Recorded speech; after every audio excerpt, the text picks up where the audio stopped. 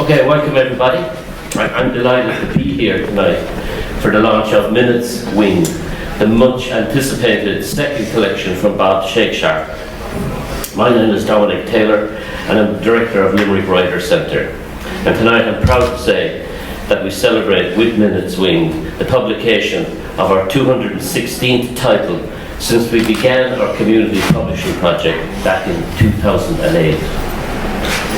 Before we hear from Bob himself, I'd just like to say a few words about what we do at Revival Press, which is the poetry imprint of the Limerick Writers Centre. We encourage writers to develop their talents with the pen, the typewriter or the microphone, whether driven by the ambition to become a professional artist or simply writing for pleasure or personal growth. We believe literature should exist to enrich people's lives, promote understanding, and foster connections throughout communities. And God knows, in today's world, we need to embrace community more than ever. Our publishing philosophy centres on service rather than self-promotion. In our programme, we focus on creating high-quality, short-run titles that anyone can read and enjoy. We like to focus attention on our writers' needs, and by so doing, build solidarity with people, listening, celebrating their voice, hear their story, and work with them. Over the years, we've produced a wide range of works, from poetry, short stories, to novels, histories, memoirs, and a variety of mixed prose. We are proud that our books capture snapshots of living and evolving culture, and that they will last for many years to come as a record of events, people, places, feelings, and ideas. We don't measure our success by the number of books sold or other such metrics. Now, don't get me wrong, book sales do matter, but when numbers become the sole criterion for judging success, we've lost something essential. We've forgotten that some of the most profound artistic experiences happen in small rooms with a handful of people present. And the person whose life was changed by having a poem or a story published might never show up on those statistics. My own life changed, like many others in Limerick, when Barney Sheehan started the White House Poetry Revival readings in the early 2000s. He was reviving the poetry circle that poet Desmond O'Grady started at the White House Bar in 1954. And O'Grady got his idea from the Maid poets of the 18th century, who gathered in pubs in North Munster to share poetry and songs. And we're carrying on that proud tradition. As well as poetry readings, creative writing workshops, competitions in both poetry and prose, and a variety of other projects, our biggest focus in recent years has been our community publishing programme. We have been working hard to make a mark in the world of literature in Limerick and beyond, bringing book ideas and writing to people of all ages since 2008. And as I said earlier, tonight we celebrate our 216th publication between Revival Press, Limerick Writers Centre Publishing, and our new literary fiction imprint, Savoy Editions. Poetry, novels, memoirs, short stories and songs, as you know, can bring out moments of beauty, celebration or consolation, but can also take us out of our comfort zones and make us see the world in new ways. We try to see the value in every creative endeavour and try to share them so they might be enjoyed and remembered through publication and performance. Our goal is to make exciting ideas more accessible, celebrate the wisdom drawn from the lived experience of real people in their own words. Our motto for Revival Press is based on the words of John Millington Synge, that poetry must have its roots in the clay and soil of our communities. But here's what truly excites us. We want every Revival Press book to inspire other writers. We believe that even in limited editions, each book has the power to encourage someone to pursue their own writing dream. The collected poems here in Bob Shakeshaft's book, Minutes Wings, are a superb exemplar of what we are about. Between the covers of this book, we are taken on a journey through 24 pieces of wonderful words. Bob's skill as a writer shines throughout, with the wind whipping everything into life in the opening line of the very first poem. The use of alliteration and imagery combined to draw us into an experience for all the senses, and a tour of landscapes from farmland to Lambay Island, from the Irish Sea to the ubiquity of the stars above. Bob takes us from the hush of the wind to the crashing of waves, with moments of birdsong and the whispering of elm trees. Some of the quieter moments remind us of the cold, the darkness, the loss that are inevitably part of our existence. Not all awakenings are welcome, with poems such as Good Morning, In Game, and Cal Igneous, I got that, offering a striking contrast to the warmth of the earlier Sparrow Alarm.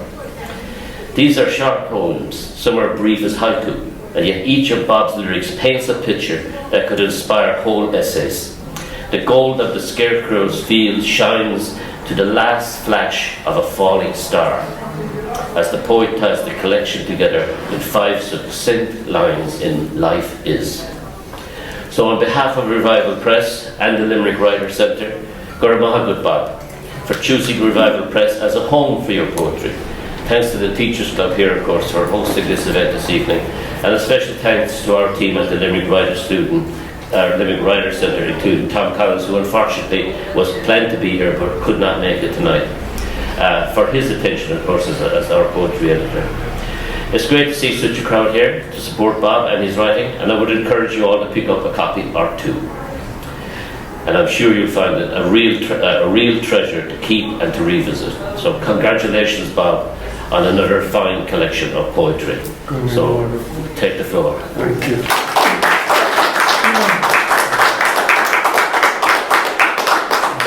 Thank you, Dominic, and thank you all for being here tonight to support me. It means an awful lot.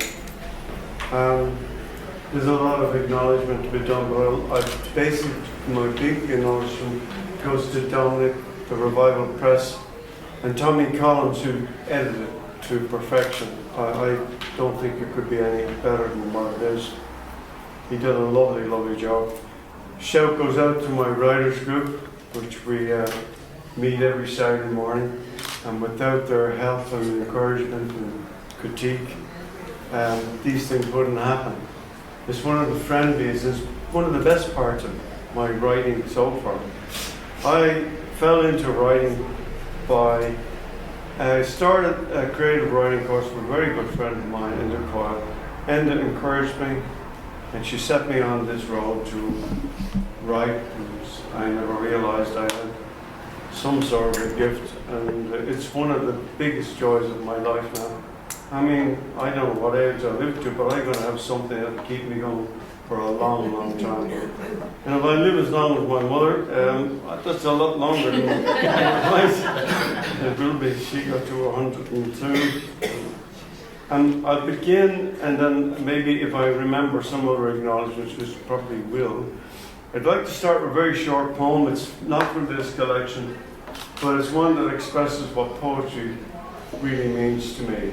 And then I would ask only one small indulgence of you, that any appreciation you might like to show, that you'd leave it till I'm finished. I find it much easier for me to focus on my reading just to continue. So, if that makes sense. So the small poem, Soul Voice. Words give voice. The soul with heart brings to life the images, whereupon not gonna happen. Words give voice, the soul with heart brings to life the images, whereupon the truth and the worship of such makes poetry its enduring language. Even if it cloaks in muse or serious tone, it beacon shines when emotion seeks thought and thought finds words. So I'll go to the first poem in the collection, The Scarecrow. And it's an image I seen in a field, and from that, the inspiration, and this is what came about. The Scarecrow. Wind brings all dead back to life. Idle branches whiplash, dormant leaves, drumming in a rabbit downy doorway while trying to uproot a tree.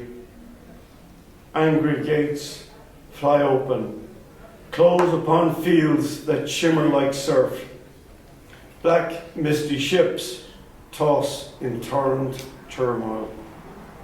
Straws, excuse me, straw soars in glistening, stiff gold and arbitrary airwaves to land lazily on rooftops. Nearby, a pond leap to leave itself, like feathers floating freely, or speckled birds buffeting line-hung sheets that slap and crackle strain. The ragged sun-red coat embraces many gusts. The scarecrow struggles. And being a native of a seaside town, I have to have poems about the seaside. And the title on this one is Chained. The wind commands obeisance to its every breath. Shallow or strong, it determines its rise and fall flat, laps, then roars in a madness until peaceful. It floats, caught on a light wind. The sea foams to a cushioned murmur. Then, when cloaked in ire, it rumbles, shakes the earth to its core, and pebbles abrasively. No mercy is shown until all waves bow to this majesty, accepting enslavement. Ubiquitous. I see you in the stars, in all the gush of the sea, among the rush-hid nenifers, a hint of your oddity, foraging with a buzzy bee, shows you share care earth loveliness, soft as your hair, in its expression, as thrushes have sung in the sweetness of your tone. A skylark song stung deep, the spirit has gone out of you. I feel your shiver pass on. I have no loneliness within. And this is a morning poem. And the idea that just came to me was standing in the kitchen and this lovely bright sunlight came to the window, and this is how I describe it. Light break. Day came fat like a blushing apple through my kitchen window, collapsing the dark, where stars thread in light and dance. Yawning streets awaken to show surprise for all who feet tramp an unused sunrise.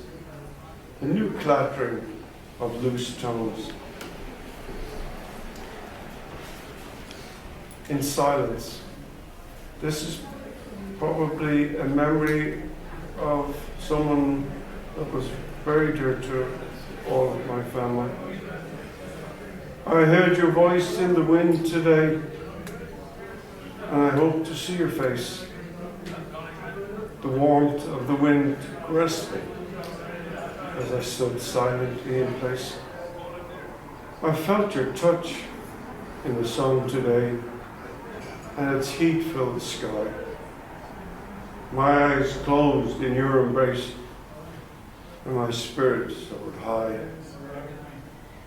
I saw your eyes in the window pane as I watched the blustery rain. It seemed as if each raindrop whispered your name. I held you close within my heart today, and I was made to feel complete.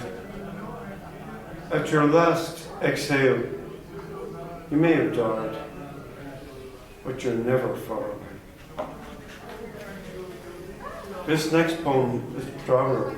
I got the idea from a poet I knew in Walkerstown. He's long gone now, but he wrote this wonderful poem. He lived in Walkerstown, looking down on the city, and it always stuck with me. And so this is where the idea came from. Traveller.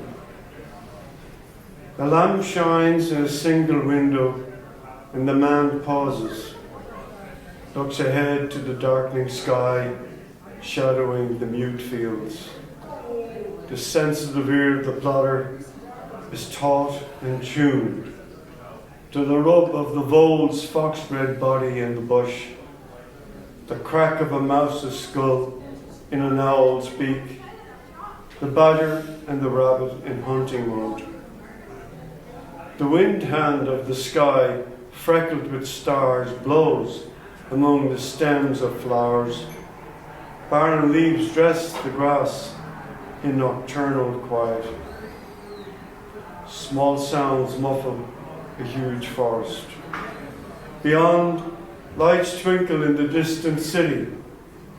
Homeless, defenseless people sleep, bags snore, barely surviving the desperate desire to live out this night.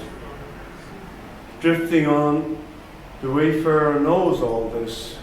Small shadows the enormous meadow, aware of the desire to kneel, to belong to all small creatures who, in his solitary existence, he loves. This next one is awake, and my wife doesn't know, but I was in one of my melancholy ways, and I was wondering what would happen, what would be whenever the day arrived that she would leave me. Awake. I'm awake at your grave. My grief is for you, girl and woman. You left me behind. My cherry blossom, my blazing brightness. Surely it's time to be twinned in ripeness. I smell of life, and earth has worn and torn me well. When the world thinks that I'm safe in my bed, I'm stretched by your side, waiting, hoping for your sweet calling. My grief is for you, girl, and woman, you left me behind. Remember the dark nights we were lost in our thoughts. We'd angered each other. The nonsense turned to frost. I smell of life, and earth has worn and torn me well. I still love you, even though you're gone. I cannot sleep in this bleak bed. My grief is for you, girl and woman. You left me behind. The smell of life, and earth has worn and torn me well. I am awake at your grave. The next one is a bit more hilarious. It'll want to be, or you all be going home. I actually witnessed this. One of the funniest things. It's called The Odd One Out. It doesn't need any explanation. In defiance of a missing leg, a strangled hop, I get the impression she thinks she still stands on all four. As she swipes a paw, lands on her chest, rolls on her side, and regains her balance. And then Tom emerges, sniffs the air, and meekly folds her. Her bell tinkles, telling the world, there is no doubt, that missing limb is no reason to be the odd one out. And a morning poem again. Good morning. The pillow hot this side and that, second alarm waiting, seagulls crying, no sleep all night, too late to dream. How unbearable, how bright the morning. Good morning. This next one, Silent Chair, is a memory I have on my brother as well. We used to visit Mom when she was live up in Plymouth Road, and this is one of those occasions, and so I got the inspiration for Silent Chair. The doorbell didn't rouse your sunken posture, sitting there as usual, no movement, As I knuckled the window, the telly a glimmer of hope, but my steps knew you were as silent as the chair beyond. And this is another childhood memory that myself and my brother would be very familiar with. We were growing up as kiddies. Doesn't need much explanation. No spills. 6 bellies grumbled to the call of hunger. Eldest boy just gone 7, with billy can hidden in mother's well-worn shopping bag, holding his youthful shame, racing to join the queue before and after school. Avoids all eyes, wispy vapors, cooking smells. Morning time, porridge pours. Afternoons, steaming stew, follows frog spawn tapioca, unsweetened. Ignominy dissipates thin legs in a frantic race. No spills, such are his skills. So wide-eyed siblings can tuck in too. Mother's embrace, his dignity held in place. Poverty is endless. Pelagianus, I think. No, okay. All right. I have a poem that I wrote for, I know, achieve my mind as I go, in one of my best friends, Dermot O'Brien. So I wrote this in his memory. Endgame. Before daybreak, that time in autumn can truly be the dead of night. In recollection, long dark winters, springs to summer, my life reflected in dormant hope. I cannot fool myself upon awaking or ignore insight pointing to the fall. And I think everyone has one of these COVID-19 poems, so this is my own Corona. So far, we've not eaten the forbidden. Eve and I gather in a close-knit weave, aware of cough, sound, splash, sneeze, day or night in our own still veil, our Eden home. Dark sleep once covered our ceiling, paradise honed. Eve's warm wisdom still quickens my pulse, throbs tremulous. Gallimimus, anyone that's ever flew a kite will be able to relate to this. Kites on the wind, free. We acknowledge each other's nodding heads, hoping we have a grip on the string of words until the wind no longer claims our chit-chat and unravels the gist. Tidy and gabble, embarrassed nudge, giggle. Okay. We'll try suspiration and then we'll bring it to a close E. Okay. No.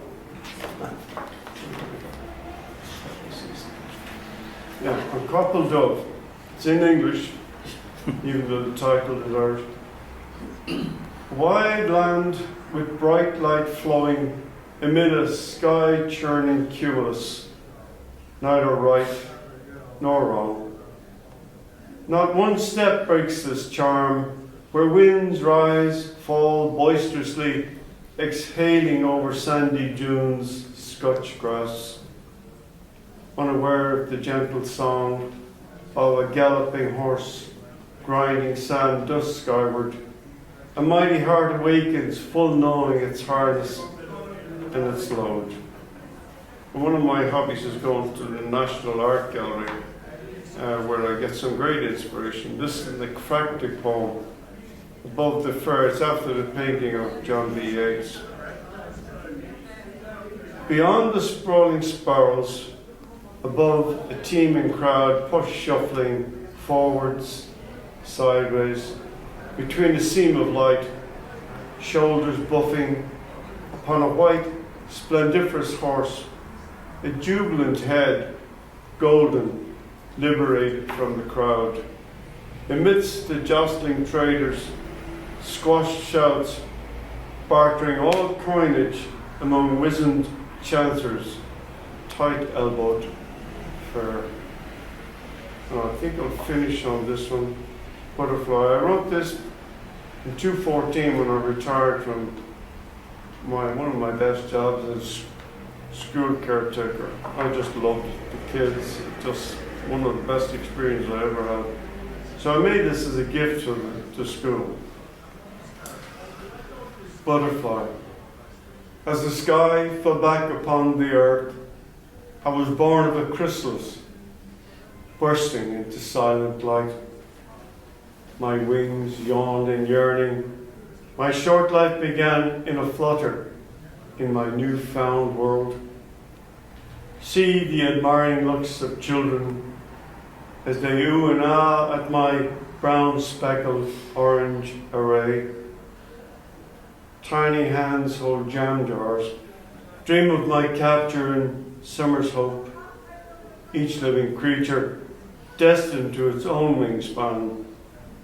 The waiting, the breath, the beginning and end merge in one beautiful moment. Thank you.